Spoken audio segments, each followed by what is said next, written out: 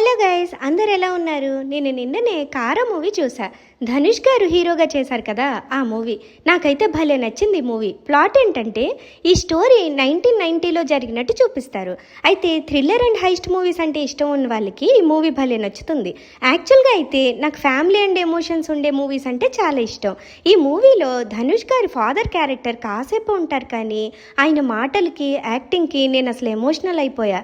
ఈ మూవీ మొత్తం బ్యాంక్ వాళ్ళు ఆశ చూపించి రైతులకి ఎలా లోన్స్ ఇస్తారో, అది కట్టకపోతే ఎంత దారుణంగా బిహేవ్ చేస్తారో అన్న కాన్సెప్ట్ చుట్టూ ఈ మూవీ తిరుగుతుంది.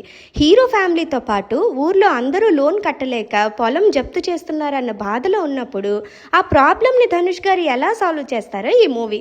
ఎమోషనల్ సీన్స్తో ఏమవుతుందా అన్న క్యూరియాసిటీతో చాలా బాగా వెళ్తుంది మూవీ మొత్తానికి ప్లస్ పాయింట్ మాత్రం హీరో యాక్టింగే. నెట్ఫ్లిక్స్లో తెలుగులో స్ట్రీమ్ అవుతున్న ఈ కారా మూవీ మీ ఫ్యామిలీతో తప్పకుండా చూడండి. అలానే నా ఛానల్ని సబ్స్క్రైబ్ చేసుకోండి.